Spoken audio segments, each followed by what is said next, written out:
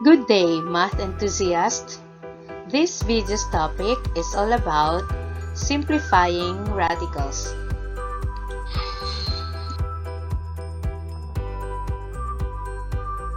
At the end of the video, you are expected to determine whether a radical is in its simplest form and simplify radical expressions.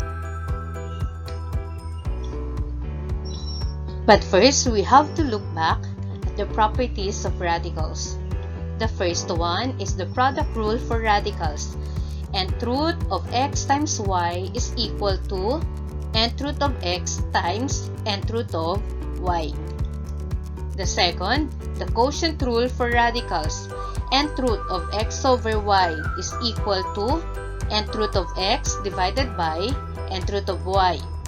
And the third one is nth root of mth root of x is equal to nth root times mth root of x.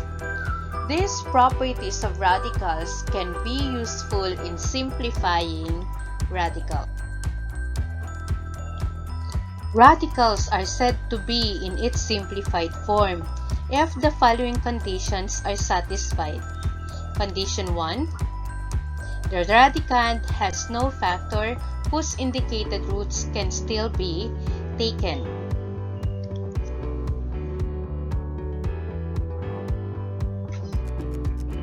So let us study the following examples to illustrate the first condition.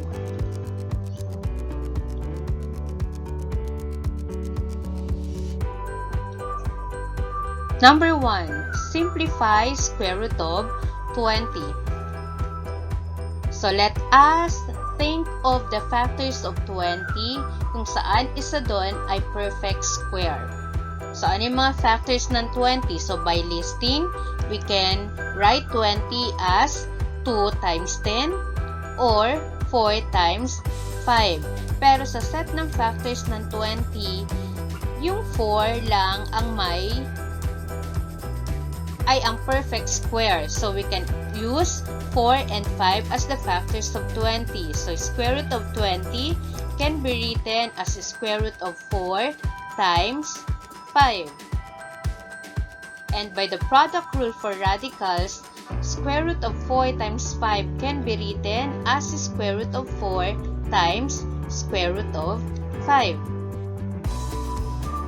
So since 4 is a perfect square, so we can get its square root. Square root of 4 is 2. Since 5 is not a perfect square, then we can just write it as square root of 5. So therefore, square root of 20 is equal to 2 square root of 5 in simplified form.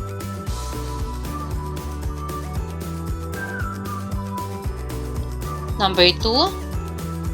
Simplify square root of x raised to 7. Since the index is 2, understood to be 2, so we have to separate all perfect square factors of x raised to 7. So mag-iisip tayo ano yung mga numbers o ano yung mga factors ng x raised to 7 kung saan yung exponent ng x ay yung pinakamataas na pwedeng i-divide ng index na 2. So, x raised to 7 can be written as x raised to 6 times x raised to 1 or simply x. Why? Because x raised to 6 times x raised to 1 is simply x raised to 7. Why did we use 6? Because 6 is the highest number that is divisible by the index 2. X raised to 7 can still be factored as x raised to 5 times x raised to 2 or x raised to 4 times x raised to 3. Kasi 4 plus 3 is 7. 5 plus 2 is 7. 6 plus 1 is 7. Kaya lang sa mga set ng numbers na to, yung factor na pinakamataas na pwedeng i-divide ng index na 2 ay 6. So we can use x raised to 6 times x as the factors of x raised to 7. So instead of writing square root of x raised to 7, we can write that as the square root of x raised to 6 times x. And we can write this as x raised to 6 times square root of x. So what is the square root of x raised to 6? This can be written as x raised to 6 divided by the index 2. Since the exponent 1 is not divisible by the index 2, or it's lower than the index 2, then we can just write it as the square root of x. So we have 6 divided by 2 is 3. So we have x cubed times square root of x. So therefore, the simplified form of square root of x raised to 7 is square root of x cubed square root of x.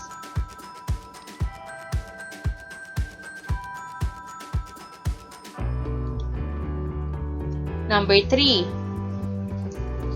Cube root of 54 a raised to 5. Now we have to look for the factors of 54 such that one of the factors is the highest perfect cube. Sometimes, mas madaling gamitin yung factor 3. Example, sa 54, by factor 3, 54. Ano yung mga factors ng 54? It could be 9 and 6. 9 can still be factored as 3 times 3, and 6 can be factored as 3 times 2. So therefore, 54, cube root of 54 can be written as cube root of ilang 3's to? 1, 2, 3. So we can write that as 3 raised to 3 times 2. And we have a raised to 5. Just like example number 2. Ano yung factors ng a raised to 5? Kung saan yung exponent ay pinakamataas na pwedeng i-divide ng 3. So a raised to 5 can be factored as a raised to 3 times a raised to 2. Kasi a raised to 3 times a raised to 2, by adding the exponents 3 plus 2, we get 5. So we have cube root. So we separate this by applying the product rule for radicals. 3 raised to 3 cube root of 2 times cube root of a raised to 3 times cube root of a raised to 2. So cube root of a raised to 3, remember, nth root of a raised to n is simply a. So cube root of 3 raised to 3 is 3. Cube root of a raised to 3 is a. Since wala ng cube root ang 2, so we can just write it as cube root of 2. Since a squared, since the exponent of a is lower than the index 3, so we can just write it as cube root of 2a squared. So, cube root of 54a raised to 5 in simplified form is 3a cube root of 2a squared. Do not forget to write the index.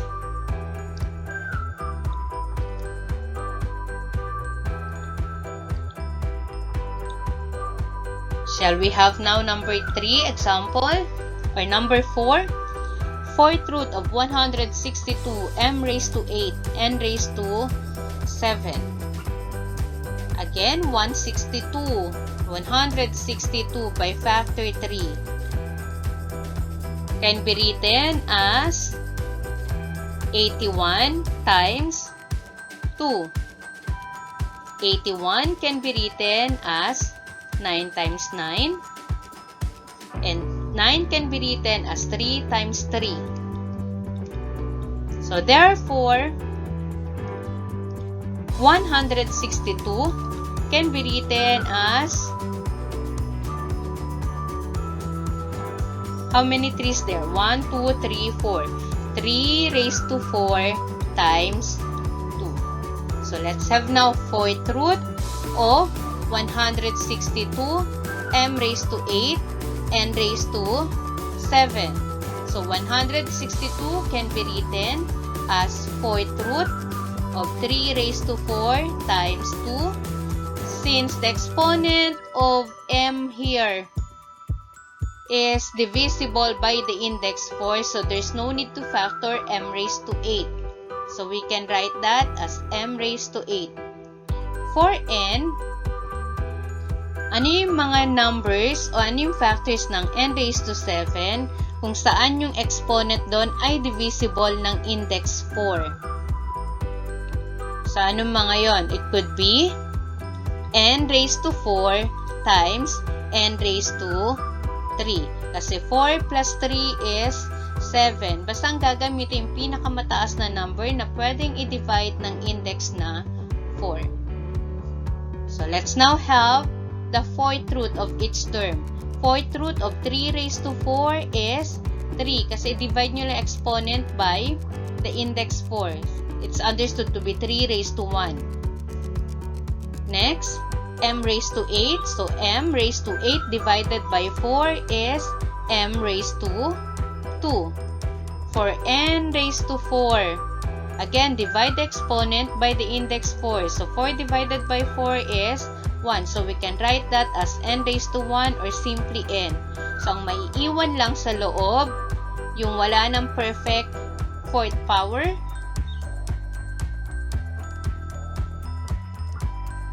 so we have 2n cubed.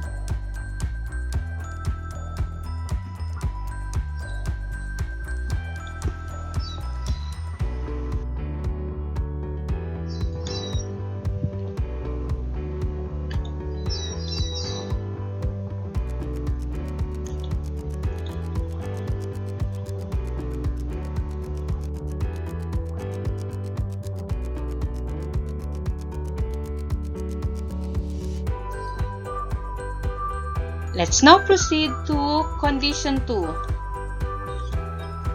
Condition 2 states that the radicand does not contain a fraction, nor the denominator of the fraction does not contain a radical. How is that? The radical does not contain a fraction.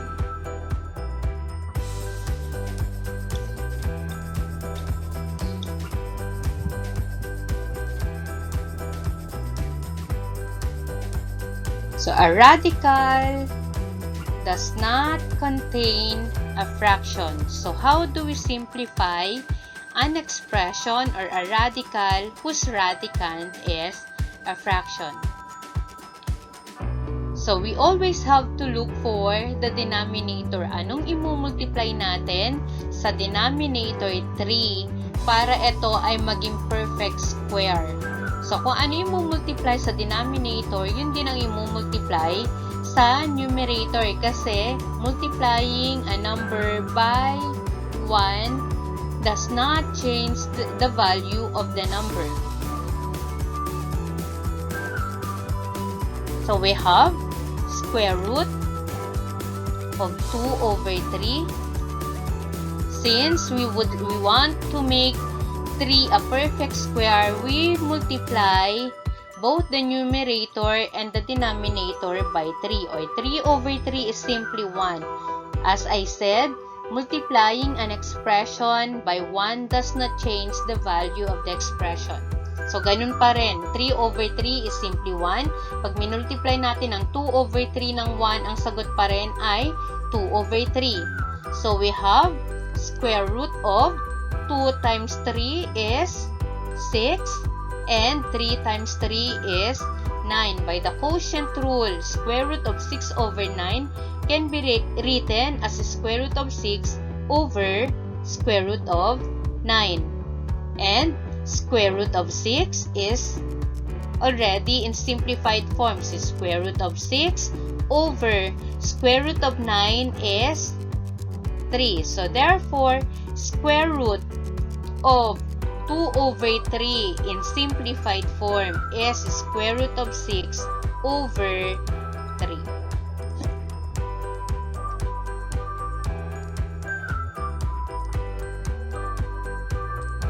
Number 2, simplify 2 square root of 3. Again, by condition 2, a radical is said to be in its simplest form if the denominator of the expression does not contain a radical.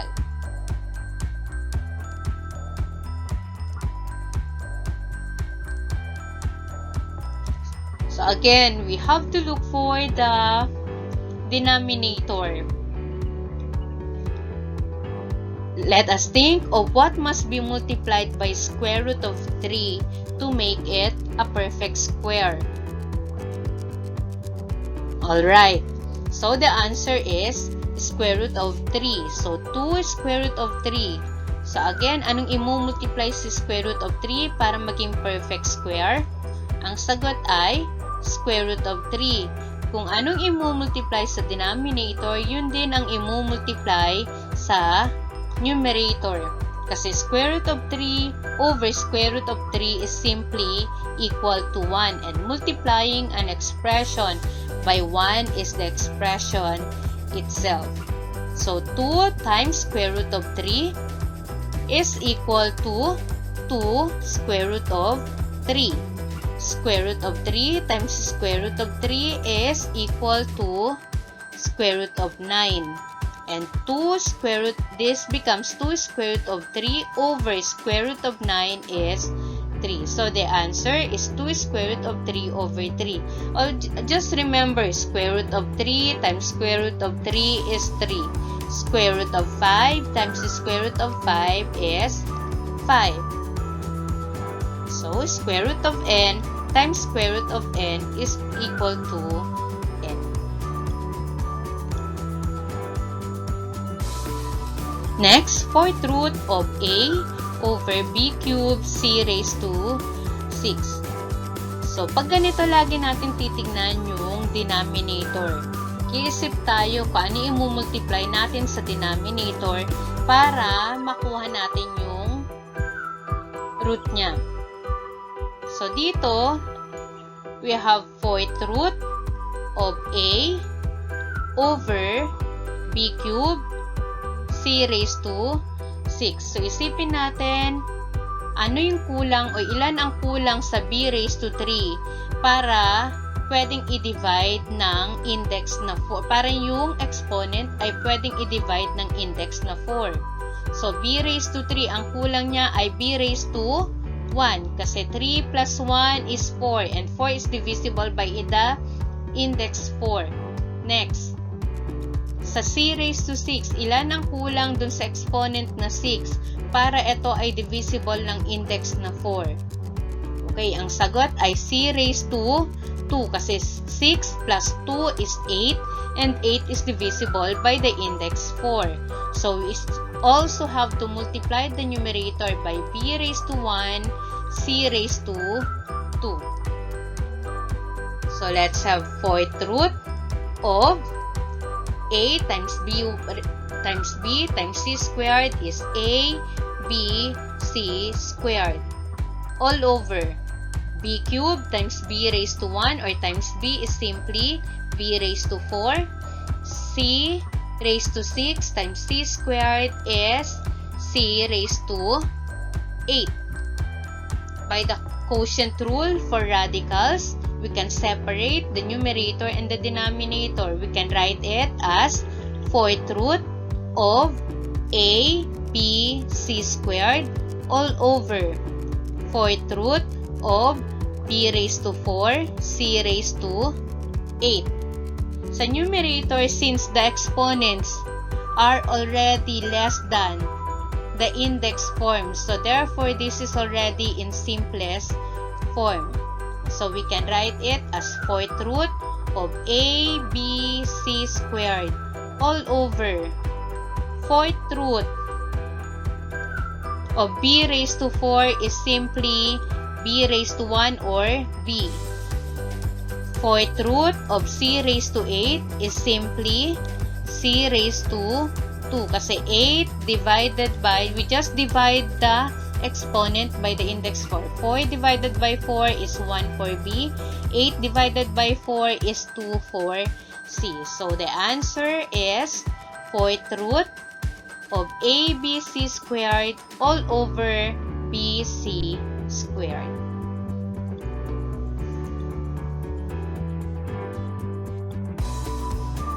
Next, cube root of 192 all over x. Can we still simplify cube root of 192?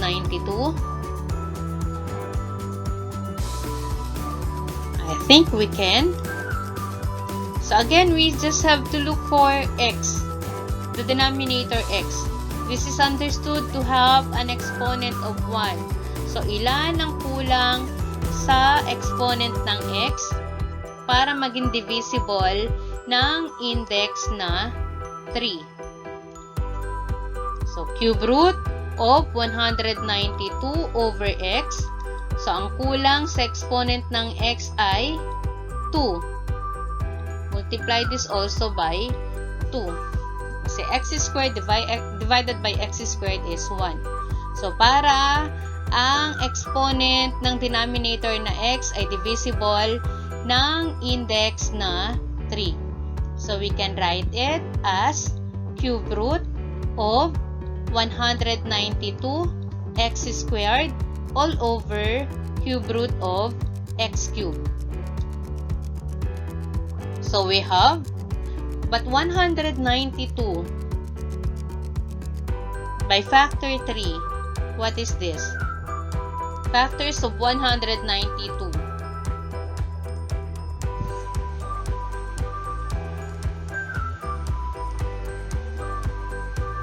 So, by 192, we divide this by 2, we get 96 and 2. 96 can still be divided by 2. So, we get 48 times 2. 48, pwede pa to. This can be written as 8 times 6. 8 can be written as 4 times 2. 6 can be written as 3 times 2. 4 can be written as 2 times 2. So, ilan lahat to? 1, 2, ilang 2? 1, 2, 3, 4, 5, 6. So, instead of writing 192, we write it as cube root of, again, ilan yan? 1, 2, 3, 4, 5, 6. 2 raised to 6 times 1, 3. So, 3 x squared over cube root of x cubed. Cube root of x cubed is x. Next, cube root of 2 raised to 6. Cube root of 2 raised to 6. Index, the exponent 6 is divisible by the index 3. So, we can write that as 2 raised to 2. So, may iwan sa loob yung 3x squared all over x. And 2 squared can be written as 4 cube root of 3x squared all over x. So, kapag pwedeng isimplify pa ang numerator, isimplify pa rin.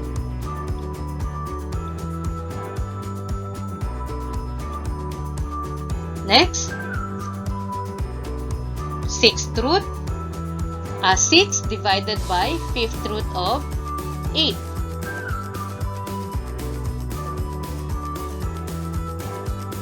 So, paano to? Ang 8, by factor 3, we can write this as 4 times 2. 4 can still be written as 2 times 2. So, 8 can be written as, ilang 2 to? 1, 2, 3. It can be written as 2 raised to 3. So, we get 6 all over 5th root. Instead of 8, we write that as 2 raised to 3. Ngayon, titingnan ulit natin ang denominator na 2 raised to 3. Ilan ang kulang sa 2 raised to 3 o sa exponent na 3 para maging divisible siya ng index na 5? Tama yan. So, ang kulang ay 2 raised to 2. So, we multiply the numerator and the denominator by 5th root of 2 raised to 2. 5th root of 2 raised to 2. So, when we multiply that, 6 times 5th root of 2 raised to 2 is 6 5th root of 2 raised to 2. All over 5th root of 2 raised to 3 times 5th root of 2 raised to 2 by the product rule. We can write that as 5th root of 2 raised to 3 plus 2. Okay, this is the same as 6 5th root. And again, 2 raised to 2 is what? 2 raised to 2 is simply equal to 4. 2 times 2 is 4. So, 6 5th root of 4 all over 5th root of 2 raised to 5. And then we have 6 5th root of 4. 5th root of 2 raised to 5 is simply 2. Kasi 5 divided by 5 is 1. So, 2 raised to 1 or simply 2. So, this is the answer.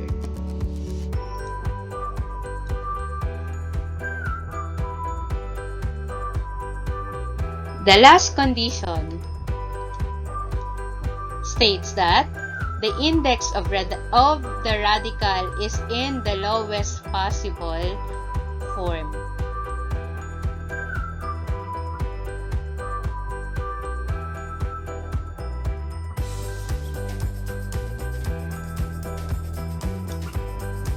Let's try. Simplify 4th root of 9. So, what does it mean by condition 3?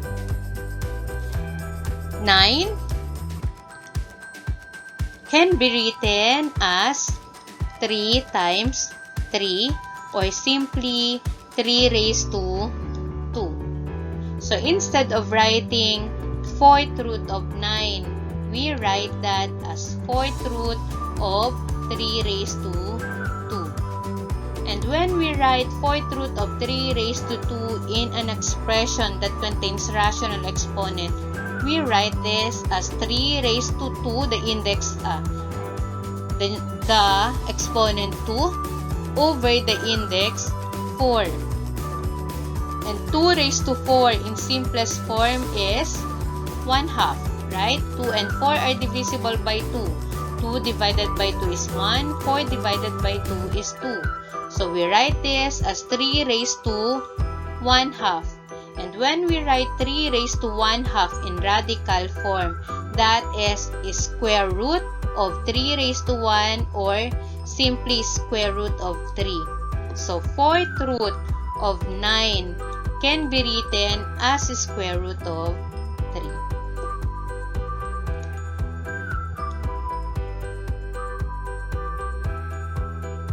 Number 2, simplify 4th root of 6.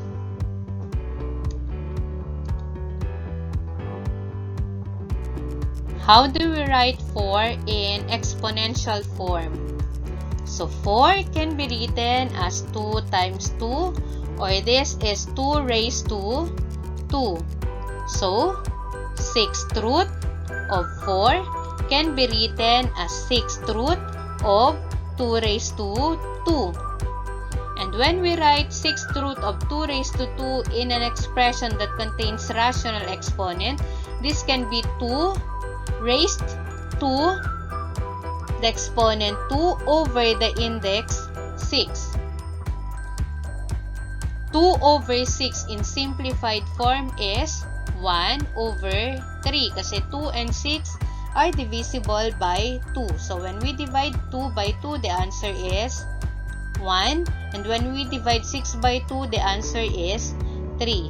So, 2 raised to 1/3 in radical form can be written as the denominator of the fractional exponent becomes the index of the radical 2 raised to the exponent 1 or simply 2. So therefore, 6th root of 4 is the same or equal to cube root of 2 in simplest form.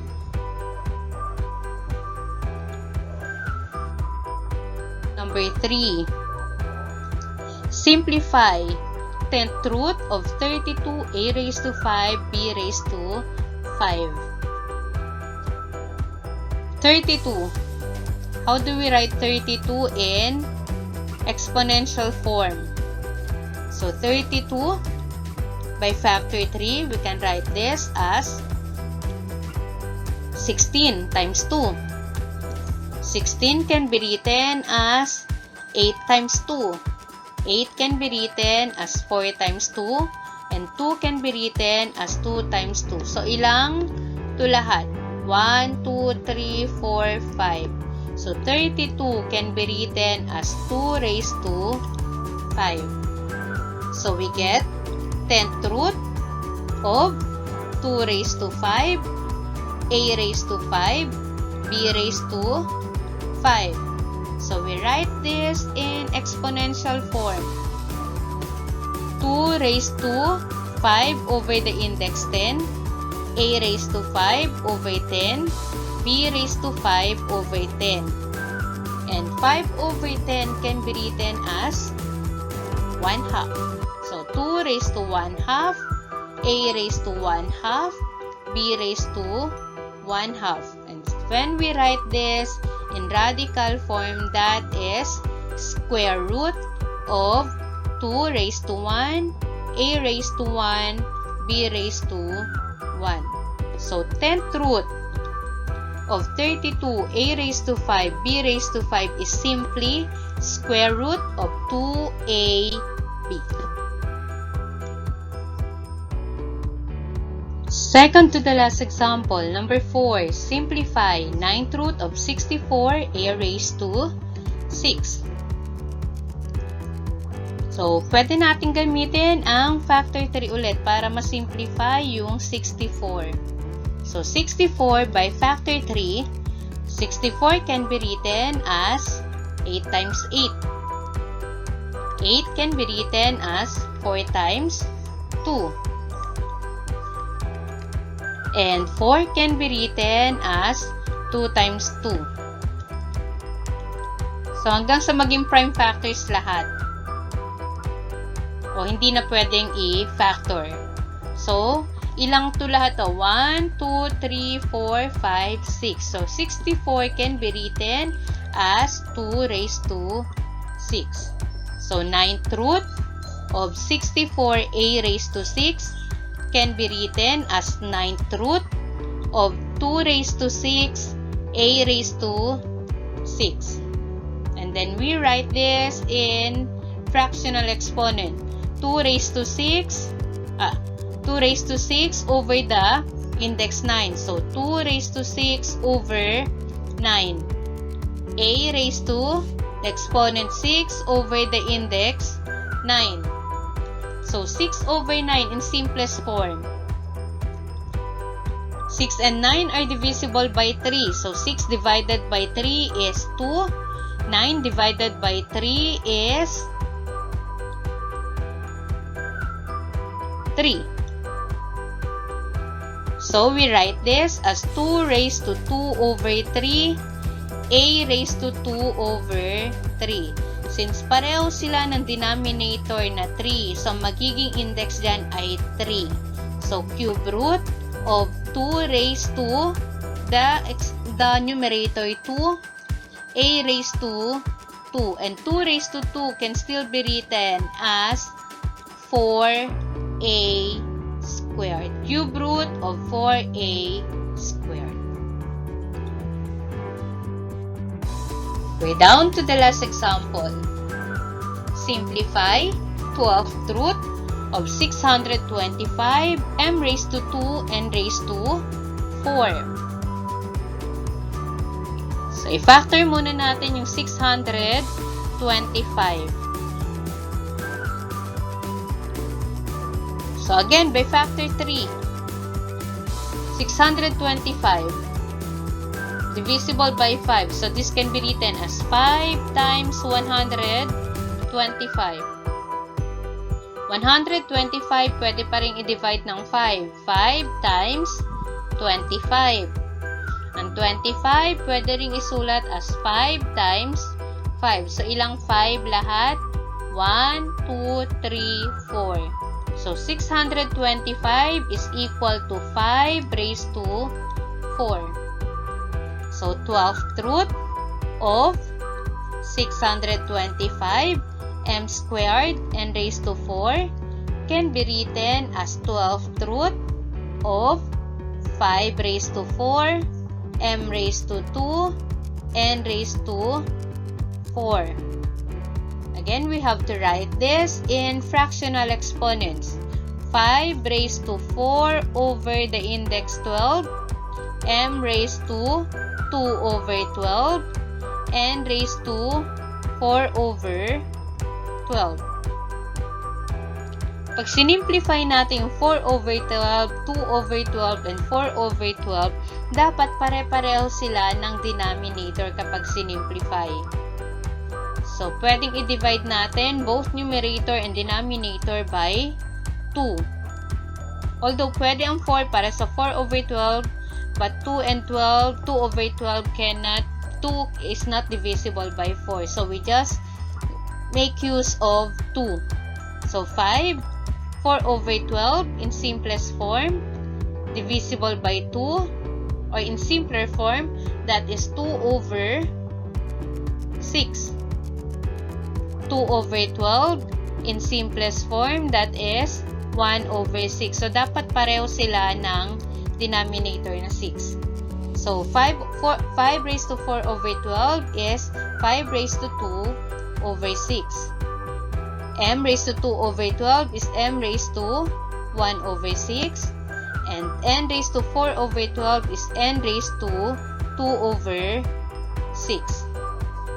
Since pare-pareho na yung denominator na 6, we write it as radical.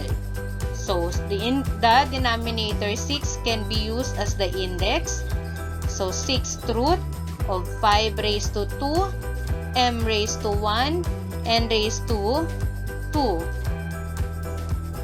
And 5 squared is 25. So, 6th root of 25 m n squared. So, 12th root of 625 m squared n raised to 4 is equal to 6th root of 25 m n squared in simplest form. I hope that you understand or you gain from this video, and thank you for watching.